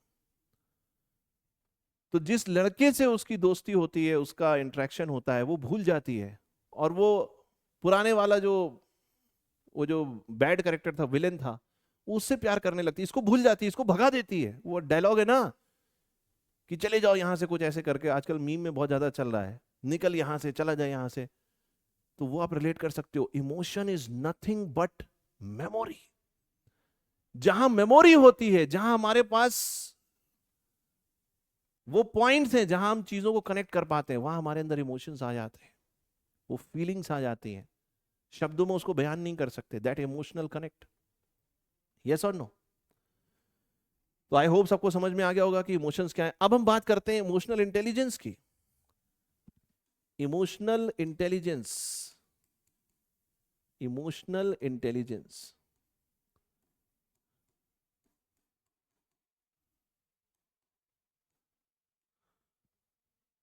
अच्छा, आप सबने एक शब्द बहुत सुना होगा, आईक्यू। सुना है कि नहीं सुना है? What is IQ? Intelligence quotient. कौन कितना चालाक है, कौन कितना चतुर है, कौन कितना इंटेलिजेंट है, वो आईक्यू लेवल से टेस्ट होता है। इसीलिए आपके जितने भी रिक्रूटमेंट प्रोसेस हैं वहां पर एप्टीट्यूड होता है, रीजनिंग होता है, और लैंग्वेज जरूर पूछी जाती है ना। जानबूझ के आपसे इंग्लिश इसलिए पूछी जाती है क्योंकि आपको अपनी आगे प्रोफेशनल लाइफ में ज्यादातर इंग्लिश ही यूज करनी है, बट कोई भी लैंग्वेज हो सकती है। और ये टेस्टेड है कि किसी भी इंसान का जो आईक्यू लेवल है वो दो चीजों से टेस्ट किया जा सकता है, कि वो मैथ्स में कितना अच्छा है और उसकी लैंग्वेज पे क्या कमांड है। अगर वो इन दो चीजों में अच्छा है तो इसका मतलब उसका आईक्यू लेवल अच्छा है। और यही रीजन है हर एक रिक्रूटमेंट प्रोसेस में आपसे डेफिनेटली, चाहे वो मैथ्स हो, चाहे वो एप्टीट्यूड हो, चाहे वो रीजनिंग हो, और लैंग्वेज के क्वेश्चंस पूछे ही पूछे जाते हैं, यही कारण है। तो जिस तरीके से इंटेलिजेंस क्वोशिएंट होता है, आईक्यू लेवल होता है, उसी तरीके से इमोशनल इंटेलिजेंस भी होता है। क्या होता है सर इमोशनल इंटेलिजेंस? ध्यान से सुनना, अब मैं आपको डेफिनेशन देने वाला हूं, one liner definition. Managing emotions to get things done. देखो, दो तरीके हैं। एक तरीका तो यह है कि वो आपको छोड़कर चली गई तो आप देवदास बन गए। यस और नो? हम मूवीज से ज्यादा सीखते हैं, इसीलिए मैं आपको एग्जाम्पल भी मूवीज के दे रहा हूं। एक तो यह है कि आप वाली आपको छोड़ के चली गई तो आप देवदास बन गए। तो वहां आपने इमोशंस को पॉजिटिवली मैनेज किया कि निगेटिवली मैनेज किया? निगेटिवली मैनेज किया।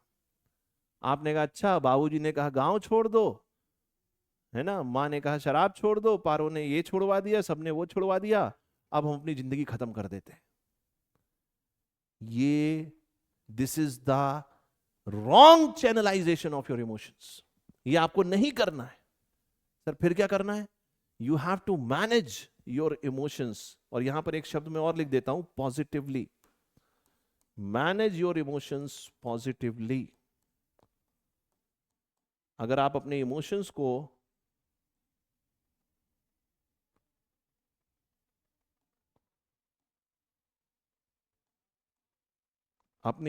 अगर आप पॉजिटिवली मैनेज करते हैं, then it is called emotional intelligence. बात समझ में आ रही है आपको? तो एक तो एग्जाम्पल हो गया देवदास वाला, जहां आपने इमोशंस को निगेटिवली मैनेज किया, जो चीज खराब थी बद से बदतर बना दिया आपने उसको और खत्म कर दिया। वो है इमोशंस को निगेटिवली चैनलाइज करना। What is emotional intelligence? Emotional intelligence इसका जस्ट अपोजिट है। इमोशनल इंटेलिजेंस में आप क्या करोगे? वो वाली मूवी देखिए, वो सुनील शेट्टी वाली, अक्षय अक्षय कुमार भी है उसमें, और फीमेल एक्ट्रेस कौन सी है, उसका नाम भूल गया मैं, शायद शिल्पा करके कुछ नाम है उसका ना, पूरा नाम मुझे याद नहीं आ रहा है, भगवान भगवान जाने, कुंद्रा, अभी तो शायद कुंद्रा ही है, शिल्पा शेट्टी कुंद्रा ऐसे करके। तो वो धड़कन मूवी में क्या होता है कि वो छोड़कर चली जाती है, तो वो बहुत बड़ा बिलियनर बन जाता है, मिलियनर बन जाता है, करोड़पति आदमी बन जाता है मेहनत करके। मैं क्यों आपको एग्जाम्पल दे रहा हूं, वही सिचुएशन, लेकिन अगर आपने इमोशंस को नेगेटिवली मैनेज किया तो आप देवदास बन सकते हो। ध्यान से समझो इस बात को, इंपॉर्टेंट है, ध्यान से समझो। इमोशंस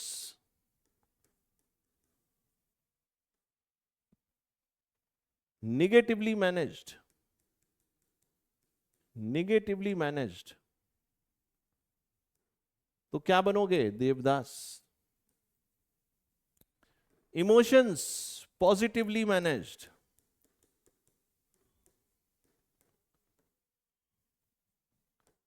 तो क्या बनोगे, बिलियनेयर। बिलियनेयर मतलब मैं एग्जाम्पल के तौर पर आपको बता रहा हूं, मतलब सक्सेसफुल बनोगे। तो managing your emotions positively is nothing but emotional intelligence. आप अपने इमोशंस को कैसे चैनलाइज करते हो अपने प्रोफेशन में, ये बड़ा इंपॉर्टेंट है और आपकी सक्सेस के पीछे बहुत बड़ा रीजन है। और इमोशनल इंटेलिजेंस आपके इंटरव्यू और ग्रुप डिस्कशन में भी चेक होता है। कैसे चेक होता है मैं बताता हूं। कई सारे बच्चे ऐसे होते हैं जब वो इंटरव्यू देने जाते हैं तो वो अपनी स्टोरी ऐसे बताते हैं जैसे लगता है सामने वाले पर एहसान कर रहे हैं कि सर मेरी तो देखिए ये समस्या है, अब बताइए मैं क्या करूं। मेरे तो हाई स्कूल में कम मार्क्स थे क्योंकि मेरी फैमिली में ये प्रॉब्लम है, मेरे तो इंटर में कम मार्क्स थे क्योंकि मेरी फैमिली में ये प्रॉब्लम है, मेरी तो हेल्थ ही खराब हो गई थी। जब भी आप इंटरव्यू देने जाएं तो ये समझ के जाएं कि आप अपने इमोशंस को अपने पॉकेट में रखिए, नेगेटिव इमोशंस को। कुछ बच्चों से पूछा जाता है कि तुम्हारी स्ट्रेंथ क्या है, वो बोलते हैं सर मैं बहुत इमोशनल हूं, ये मेरी स्ट्रेंथ है। अच्छा भाई, अब वो 2-4 केस स्टडी देगा, वहां पर फुस पटाखा हो जाएगा, फुस बम हो जाएगा, नहीं आंसर कर पाओगे। तो जो बोलो उसको सब्सटेंशिएट करो, उसको मीन करो, ट्रांसलेट करो उसको रियलिटी में। That is called emotional intelligence.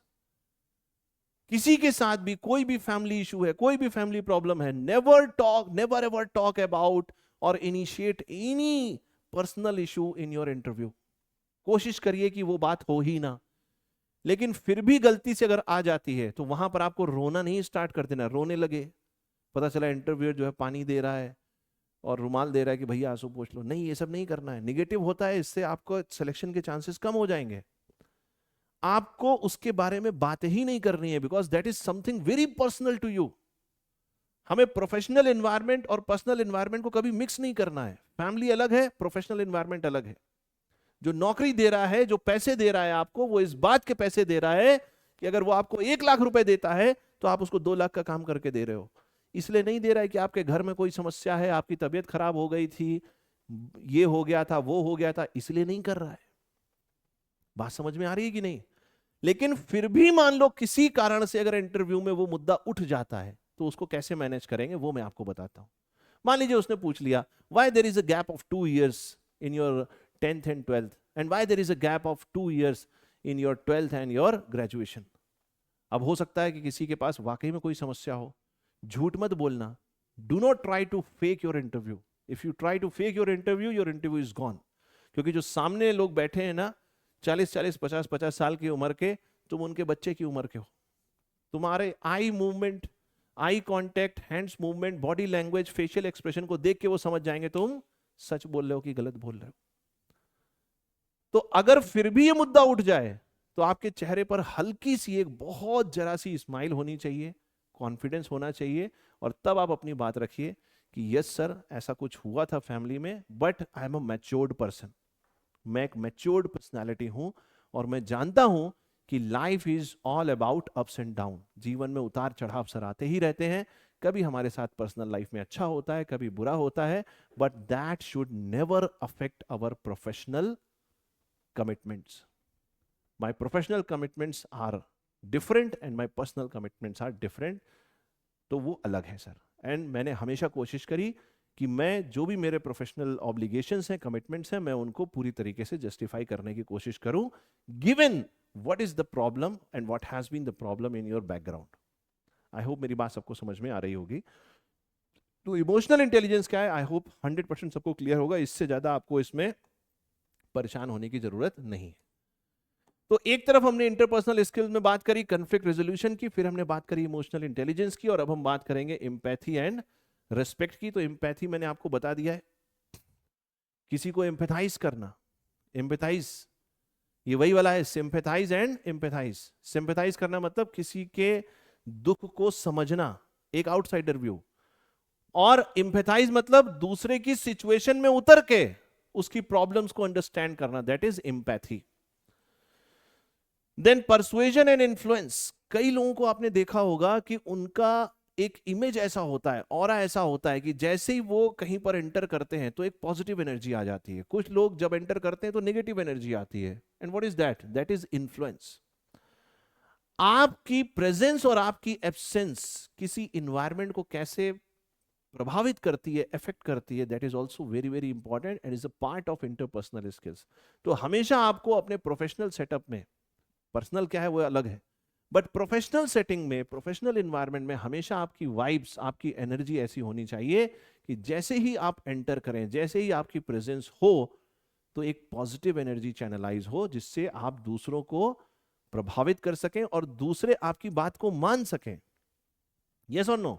आपने कोई बात कही, उसको दूसरा वैल्यू कब करेगा? जब वो आपके लिए कुछ वैल्यू उसके मन में होगी, वरना वो क्यों वैल्यू करेगा? तुरंत आपकी बात को काट देगा कि नहीं नहीं भैया ऐसा नहीं होना चाहिए। Then networking. देखो networking is extremely important part of your interpersonal skills. Networking मतलब कॉन्टैक्ट्स। अब ये निगेटिव टर्म्स में नहीं है, ये नहीं कि अपने कॉन्टैक्ट्स आप इसलिए बना रहे हो ताकि आपको प्रमोशन मिल जाए नौकरी में, ये नहीं कि आप नेटवर्किंग इसलिए बना रहे हो ताकि आपको कहीं पर्टिकुलर जगह पर नौकरी मिल जाए। नहीं, नेटवर्किंग मींस दैट आपकी प्रोफेशनल कमिटमेंट्स में अगर आपको 4 अलग अलग डिपार्टमेंट से कम्युनिकेट करना है तो आपके सामने कभी कभी कम्युनिकेशन गैप ना हो। ये ना हो कि अरे सर हमें तो फला डिपार्टमेंट से रिलेट करना था और मेरी तो वहां किसी से बातचीत ही नहीं होती। So that is called networking. I hope मेरी बात सबको समझ में आ रही होगी। तो सबको इंटरपर्सनल स्किल समझ में आ गए? यस और नो? चलिए, तो अब हम आगे बढ़ते हैं और देखते हैं कि इन दोनों के बीच में क्या डिफरेंस है। वैसे हम देख चुके हैं, बट एक बार फिर से देखते हैं कम्युनिकेशन स्किल्स और इंटरपर्सनल स्किल्स में क्या क्या अंतर है। तो जो कम्युनिकेशन स्किल्स है, इट्स ऑल अबाउट एक्सप्रेसिंग और conveying the message very clearly. कोई ग्रेट स्पीकर है, कोई ग्रेट ओरेटर है, इसका मतलब उसकी कम्युनिकेशन स्किल्स अच्छी हैं। And interpersonal skills is about building and managing the relationships, social relationships and professional relationships. आप अपनी कंपनी में, आप अपनी ऑर्गेनाइजेशन में दूसरों से कैसे जुड़ते हैं, यस और नो?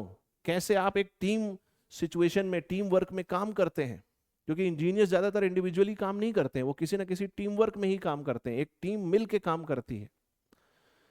तो वहां पर आप कैसे अपने रिलेशंस बिल्ड करते हैं, that is a part of your interpersonal skills. Communication skills is about giving a speech. Interpersonal skills is about working in a team situation. Communication skills are about speaking, writing, listening, and non-verbal. Interpersonal skills are like empathy, teamwork, conflict resolution. Goal क्या है? उद्देश्य क्या है? The very goal of communication skills is that what you are saying. देखो communication का उद्देश्य क्या है, समझना इस बात को, इंपॉर्टेंट है। जो आप कह रहे हैं उसको सामने वाला वही समझे जो आप उसको समझाना चाहते हैं, इसका मतलब आपकी कम्युनिकेशन स्किल्स अच्छी है। बहुत लोगों को यह भ्रम है कि भैया हमारी तो अंग्रेजी खराब है, I have very poor English communication, how my communication skills are going to improve? And let me be very clear in this that any particular language is not going to do anything with your communication skills. दुनिया की कोई भी language जिसमें आप अपनी बातों को स्पष्ट रूप से रख सकें, अपने थॉट्स, अपने आइडियाज को क्लैरिटी के साथ सामने दूसरों के सामने एक्सप्रेस कर सकें, it means you have good communication skills. लेकिन जब आप भारत में हैं, इंडिया में हैं, तो इंडिया में तो हर जगह क्या फॉलो होता है? 3 लैंग्वेज फॉर्मूला। क्या है 3 लैंग्वेज फॉर्मूला? हिंदी, इंग्लिश और रीजनल लैंग्वेज। तो अगर आपके पास इंग्लिश है, इसका मतलब नेशनल इंटरनेशनल लेवल पर आपको काम करने में आसानी, और यही कारण है कि ज्यादातर इंटरव्यूज में, ज्यादातर रिक्रूटमेंट प्रोसेस में इंग्लिश के ऊपर इतना ध्यान दिया जाता है। बट ऐसा कुछ नहीं है कि आपकी इंग्लिश फराटेदार है तभी आपकी कम्युनिकेशन स्किल्स अच्छी है। अगर आपकी इंग्लिश उतनी अच्छी नहीं है तो घबराने की, परेशान होने की कोई जरूरत नहीं है। आपको सिर्फ इतनी इंग्लिश आनी चाहिए कि आप अपनी बात को स्पष्ट रूप से, क्लैरिटी के साथ रख सकें। जो आप कहें सामने वाला वही समझे जो आप कहना चाहते हैं। बात समझ में आ रही है कि नहीं? What is the goal of interpersonal skills? Relationships building, social और प्रोफेशनल रिलेशंस को आप कैसे मैनेज करते हैं, कैसे बिल्ड करते हैं, that is the goal of interpersonal skills. तो मुझे लग रहा है कि काफी क्लैरिटी के साथ हम ये समझ चुके हैं कि कम्युनिकेशन और इंटरपर्सनल स्किल्स क्या होते हैं। अब इसको समझने की कोशिश करते हैं कि अगर काफी सारे बच्चों का ये डाउट होता है कि सर ठीक है, आपने बहुत अच्छे से समझाया, हमें मजा भी आया, हमने कमेंट सेक्शन में लाल दिल भी बना दिया, अब आप ये बताइए कि सर कहानी तो बहुत अच्छी है लेकिन इंप्रूव कैसे करें, कैसे इंप्रूव होगी? देखो मैं आपको बहुत सिंपल तरीका बताता हूँ। कुछ बच्चे क्या करते हैं कि कुछ लैंग्वेज के कोर्सेज ज्वाइन कर लेते हैं, है ना, जैसे इंग्लिश स्पीकिंग कोर्सेज ज्वाइन कर लेते हैं या और कई तरीके से कर सकते हैं। तो वो आपकी चॉइस है। मैं ये भी नहीं कहता कि उसका जीरो इफेक्ट है, मैं ये भी नहीं कहता उसका नेगेटिव इफेक्ट है। मैंने कई लोगों को उससे इंप्रूव करते भी देखा है। लेकिन मैं जो आपको तरीका बता रहा हूं ये ज्यादा लंबे समय तक और ज्यादा फाउंडेशन से आपकी कम्युनिकेशन और इंटरपर्सनल स्किल्स को इंप्रूव करेगा। ठीक है, तो आपको क्या करना है? सबसे पहले मैं बात करता हूं, ये सारी बातें हम करेंगे बट उससे पहले मैं आपको कुछ अपने मेथड्स बताता हूं जिस पे आप काम कर सकते हैं। तो सबसे पहले हम बात करेंगे कम्युनिकेशन स्किल्स की।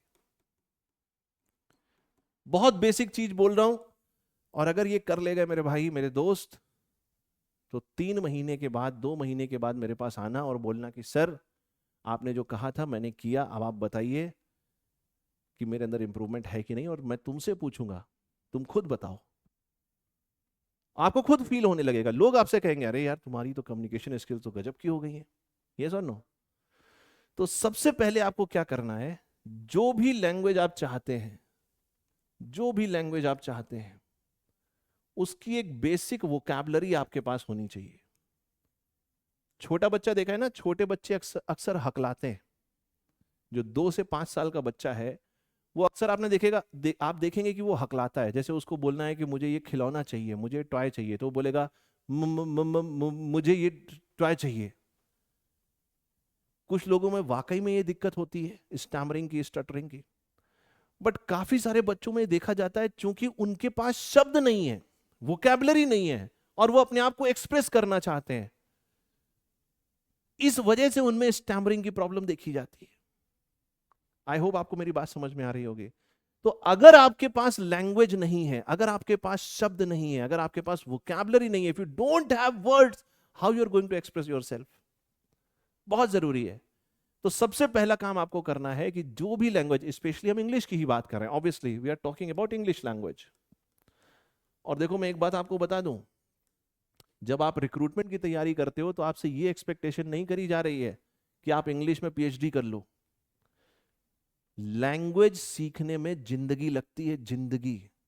People spend their whole life in getting expertise over a single language. कई लोग 10 लैंग्वेज बोल सकते होंगे, बोलना सुनना एक अलग बात है, बट उस पर एक्सपर्टीज, लोगों का जीवन लग जाता है किसी एक लैंग्वेज में ही एक्सपर्टीज करने में। क्योंकि लैंग्वेज कोई एक जनरेशन का आउटपुट थोड़ी है, ये तो कितने हजारों साल की सभ्यता है। यस और नो? ये तो वो विरासत है जो हमें हमारी जनरेशन से मिली।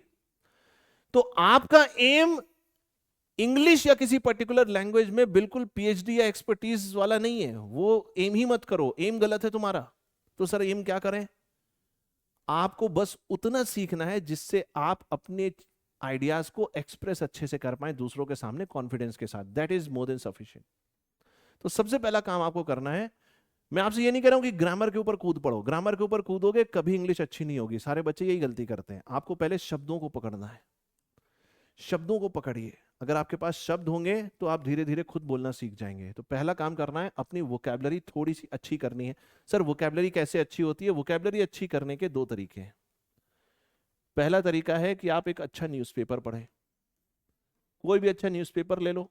आजकल तो डिजिटल है सारा खेल, सारे के सारे न्यूज़पेपर क्या है, डिजिटली अवेलेबल है, तो वहां से भी आप पढ़ सकते हो, ब्लॉग्स पढ़ सकते हो, कुछ भी something which is in that particular language, उसको आप पढ़िए। पढ़ना इज मोर इंपॉर्टेंट। और मेरी बात मानो तो इसमें ये जरूर ऐड कर लो, बुक्स। कोई भी अच्छी किताब ले लो, कोशिश करना कि नॉन फिक्शन हो, है ना। लड़कियां ज्यादातर फिक्शन पढ़ती हैं, बट नॉन फिक्शन हो तो अच्छा है। कोई मोटिवेशन की किताब ले सकते हो, कोई ऑटोबायोग्राफी ले सकते हो। जैसे मैं सबसे ज्यादा दो दो ऐसी ऑटोबायोग्राफीज हैं जो अगर किसी ने पढ़ी है तो वो उसका जीवन बदल सकता है। दो ऐसी ऑटोबायोग्राफीज हैं। क्या क्या है सर? एक तो गांधी जी की, ऑटोबायोग्राफी है, the story of my experiments with truth. क्या है ऑटोबायोग्राफी का नाम? The story of my experiments with truth.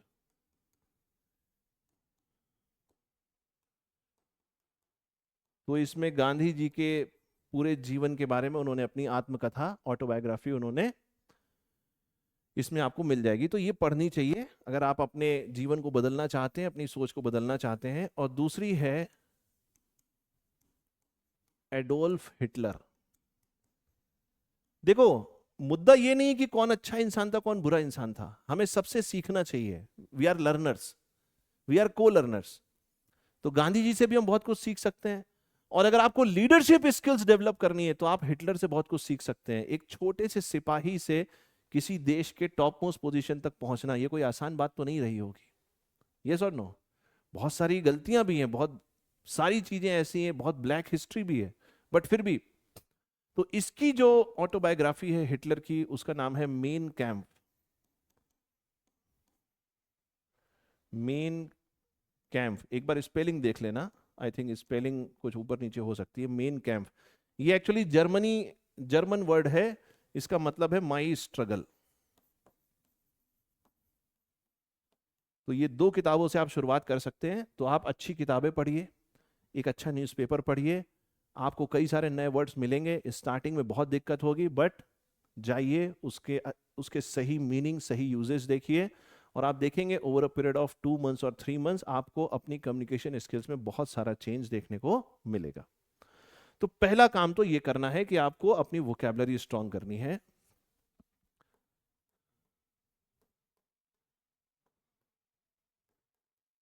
And start conversation. जब तक कोई चीज करोगे नहीं खुद, तब तक वो आ नहीं सकती। यहां पर बाबा रामदेव का वो जो डायलॉग है वो बिल्कुल सही है कि करने से होगा, नहीं करोगे तो नहीं होगा, करने से होता है। तो जब तक तुम खुद उस लैंग्वेज को बोलना, पहले जब बोलोगे तो बहुत सारे लोग गलतियां निकालेंगे, और ये आपके लिए बहुत अच्छा है। कबीर दास ने कहा है, निंदक नियरे राखिए आंगन कुटी छवाए, बिन पानी साबुन बिना निर्मल करत सुभाए। और मैं आपको क्या एग्जाम्पल दे रहा हूं। आज अमेरिका अमेरिका इतना बड़ा देश कैसे बन गया? सारे देश उससे कितने नीचे हैं। अमेरिका अमेरिका बन गया। कैसे अमेरिका बन गया? क्योंकि कबीर दास जी ने हमसे कहा, हमने उसको माना नहीं। हम इतना सा भी क्रिटिसिज्म अपने लिए नहीं सुन पाते हैं। अमेरिका का जो सबसे बड़ा क्रिटिक है, उसको उसने सरकारी नौकरी पे रखा है कि भैया तुम हमारा क्रिटिसिज्म करो, हम सीखेंगे उससे, हम अपनी कमियों से सीखेंगे, गलतियों से सीखेंगे। अभी मुझे नाम याद नहीं तो मैं आपको बता भी देता। तो अगर कोई आपका क्रिटिक है, कोई कमी निकाल रहा है, तो आप उसको तो अपना सबसे अच्छा दोस्त समझो। तो शुरुआत में जब बोलोगे, गलत बोलोगे, आसपास के लोग आपको टोकेंगे, बट वहां आपको सीखना है। और जब भी जीवन में सीखना, तो अपने मन से एक चीज निकाल देना, ईगो। यस और नो? वो एक पुरानी कहावत है, गुरुर ब्रह्मा गुरुर विष्णु गुरुर देवो महेश्वरा, गुरुर साक्षात परब्रह्म तस्मै श्री गुरुवे नमः। उसका मतलब ये नहीं है कि लेट गए गुरु के चरणों में, लेटना नहीं है, अपनी ईगो को खत्म कर देना है। ईगो को खत्म कर दोगे तो सामने वाले से सीख पाओगे। उसका मतलब ये है। यस और नो? बात समझ में आ रही है? तो कम्युनिकेशन स्किल्स आपको अच्छी करनी है, कम्युनिकेशन स्किल्स अच्छी करनी है तो मेरे दोस्त, मेरे भाई, क्या करोगे? तुमको थोड़ा सा इंग्लिश लैंग्वेज को पढ़ना शुरू करना है, एक अच्छा न्यूज़पेपर, कुछ अच्छी किताबें, और अपने दोस्त, सबसे पहले देखो दोस्तों में थोड़ा उतना नहीं होता है ना कि किसी ने बेइज्जती कर दी किसी ने, तो सबसे पहले तो जिन दोस्तों की इंग्लिश अच्छी हो उनसे कन्वर्सेशन स्टार्ट करो, बातचीत स्टार्ट करो, ऑटोमेटिकली पहले गलतियां होंगी फिर सीख जाओगे। लेकिन जब तक खुद नहीं करोगे तब तक नहीं होगा, स्टार्ट तो करना ही पड़ेगा। ठीक है, तो ये तो हो गया कम्युनिकेशन स्किल्स के लिए। अब सर इंटरपर्सनल स्किल्स के लिए क्या करें? Interpersonal skills,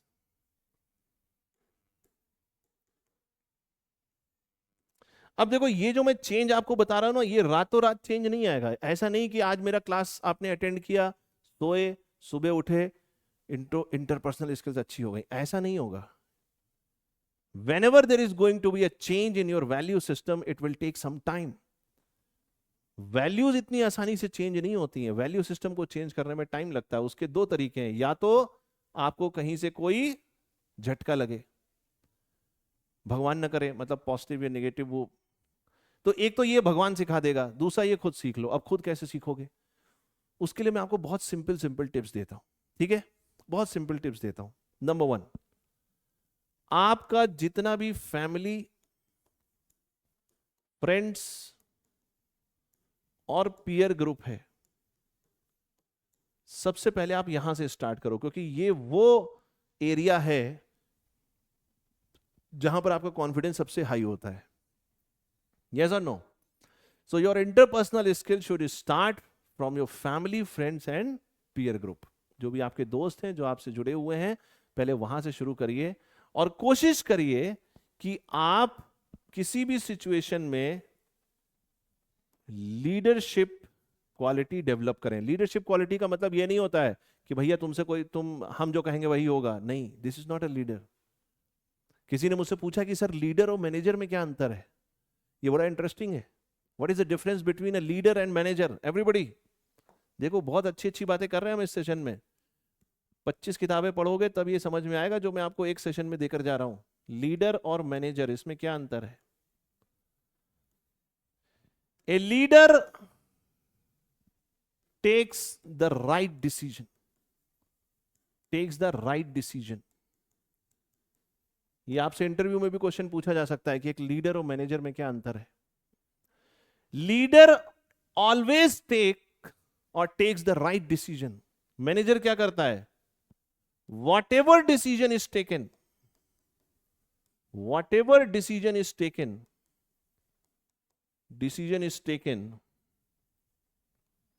he or she makes that decision right। तो डिसीजन एक्चुअली लेता कौन है? लीडर। यस और नो? अब जो डिसीजन ले लिया गया है उसको सही करने की कोशिश कौन कर रहा है? मैनेजर। तो ज्यादा इंपॉर्टेंट स्किल्स कौन सी है? लीडरशिप स्किल्स और managerial skills. Managerial skills are also very important because you can not be a leader in every situation, but at the same time if you have to choose and nourish, leadership skills should be your first priority. Leadership skill सर हमारे अंदर कैसी आएगी? Leadership skill का मतलब ये नहीं है कि एक वो तरीका है ना कि सब लोग एक लाइन पे खड़े हैं और कहा गया कि भैया जिसको लीडर बनना है आगे आ जाओ, तो बाकी सारे पीछे हो गए तो आप लीडर बन गए। वो वाला तरीका नहीं है। लीडरशिप क्वालिटीज का मतलब ये है, जैसे मान लो मेरे सामने एक सिचुएशन आई, मान लो किसी का एक्सीडेंट हो गया। सुनना, ध्यान से सुनना मेरी बात को। आप रोड से जा रहे थे, किसी का एक्सीडेंट हो गया, आप भी वहां पर रुके। अब आपके दिमाग में प्रोसेसिंग चल रही है, मैं करूं ना करूं, हेल्प करूं ना करूं। उतनी देर में एक भला मानुस आया, उसने जो चोट लगी थी उसको उठाया, गाड़ी को उठाया, आप देखते रह गए। उसने सिचुएशन को रिजॉल्व किया, चला गया। तो लीडर जो है उसकी सबसे बड़ी क्वालिटी क्या है? Leader always initiates. वो क्या करता है? एक्शन को इनिशिएट करता है। एक्शन को इनिशिएट करता है। जो शुरुआती डिसीजन आपको लेना है, वहां पर आपकी लीडरशिप स्किल सामने आती है। तो आपको अपने फ्रेंड्स, फैमिली, अपने पीयर ग्रुप में सबसे पहले ट्राई करना है। कोई भी सिचुएशन आए, अच्छी खराब, you should be the first one two initiate. जहां आपने शुरुआत कर दी, जैसे कहते हैं ना, a good beginning is half done, अच्छी शुरुआत करी तो आधा काम तो वहीं हो गया। जो लीडर है वो अपनी टीम को प्रोटेक्ट करता है और रिस्क अपने ऊपर लेता है। एक बहुत बड़ी एक कहानी है, एक एग्जाम्पल है, आई थिंक हमारे जो पूर्व राष्ट्रपति हैं डॉक्टर एपीजे अब्दुल कलाम, उन्होंने बताया था कि वो जब इसरो में थे और मिसाइल्स के ऊपर काम कर रहे थे, तो जब भी कोई भी प्रोजेक्ट फेल होता था तो उस प्रोजेक्ट की पूरी जिम्मेदारी जो लीडर थे वो अपने ऊपर लेते थे, और जब भी कोई प्रोजेक्ट सक्सेसफुल होता था तो उसकी पूरी जिम्मेदारी वो अपनी टीम को देते थे। This is called a true leader. Leader credit नहीं लेता है, लीडर क्रेडिट देता है। बात समझ में आ रही है? तो छोटी छोटी सिचुएशंस में जब आप इसको प्रैक्टिस करने की कोशिश करोगे, तब जाकर कहीं वो आपकी पर्सनालिटी का पार्ट बनेगा, वो आपकी हैबिट बनेगी, और तब जाकर आपके अंदर से वो लीडरशिप स्किल्स सामने आएंगी, मैनेजरियल स्किल्स सामने आएंगी। आई होप मेरी बात आप तक पहुंच गई है, आप समझ गए। अब कुछ छोटे छोटे तरीके हैं, उनको जरा देखने की कोशिश करते हैं। ये वो तरीके हैं जो आप अपनी कॉलेज लाइफ में या अपनी डे टू डे लाइफ में प्रैक्टिस कर सकते हो। So join some debates, group discussion to improve your verbal skills and confidence. Practice active listening. जब कोई बात कर रहा है, मतलब अच्छी बातें कर रहा है, ये नहीं कोई फर्जी बोल रहा है। कोई चाय की दुकान पर खड़ा है और वो पता चला राजनीति के ऊपर बता रहा है कि राहुल गांधी और मोदी जी में कौन ज्यादा इस समय संभावना है प्रधानमंत्री बनने की। अब वो ध्यान से सुन रहे हैं, हाँ भैया सर ने कहा है ध्यान से।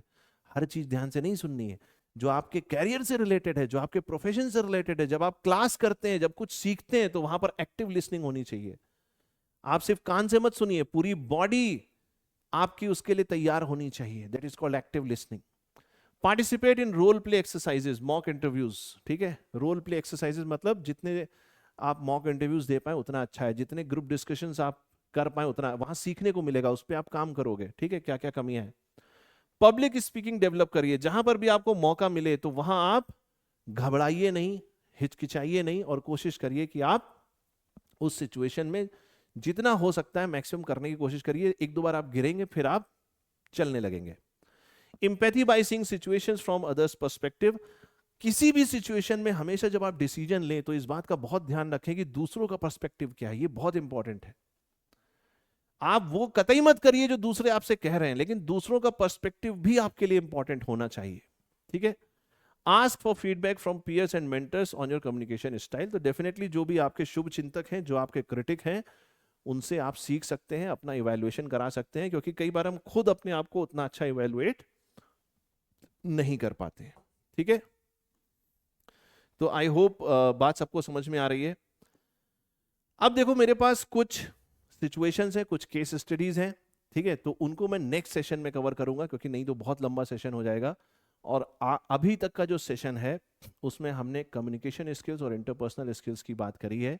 तो मेरे पास लगभग 4-5 केस स्टडीज हैं, उनको भी हम डिस्कस करेंगे, उनसे रिलेटेड हम कुछ क्वेश्चंस भी करेंगे। और उसके साथ ही साथ मेरे पास कुछ मजेदार इंपॉर्टेंट थिंकर्स भी हैं, उनकी भी हम बात करेंगे, बट वो हम इसके सेकेंड पार्ट में डिस्कस कर लेंगे। ठीक है, so let us make this topic in 2 sessions. हम इसको 2 सेशन में करते हैं। That is communication skills and interpersonal skills. इसको हम 2 पार्ट में करते हैं। आज वाले पार्ट में यहीं तक रखते हैं। जो इसका नेक्स्ट पार्ट होगा उसमें मैं आपको कुछ केस स्टडीज भी कराऊंगा, और साथ ही साथ आपको कुछ थिंकर्स, कम्युनिकेशन और इंटरपर्सनल स्किल्स के कुछ थिंकर्स के बारे में भी बताऊंगा। आपको थिंकर रटना नहीं है, लेकिन वो आपकी आंखों को खोलेगा, आपके दिमाग को खोलेगा, आपके सोचने के तरीके को बदलेगा, और आपकी ओवरऑल पर्सनालिटी में आपको एक बड़ा चेंज देखने को मिलेगा। ठीक है, बात समझ में आ रही है? तो आज के सेशन को यहीं तक रखते हैं। चलिए, और नेक्स्ट सेशन में हम फिर से मिलेंगे। आई होप आपको इस सेशन में मजा आया होगा, आपको डेफिनेटली कुछ ना कुछ सीखने को जरूर मिला होगा। तो अगर आपको ये सेशन अच्छा लगा तो डेफिनेटली कमेंट सेक्शन में मुझे जरूर बताइए। और साथ ही साथ, if you appreciate, if you love this particular session, show your love towards me and towards GFG in the comment section with a red heart. Thank you so much. मिलते हैं अगले सेशन में. Till then, goodbye. Take care. All the best. Thank you so much. Thank you everybody.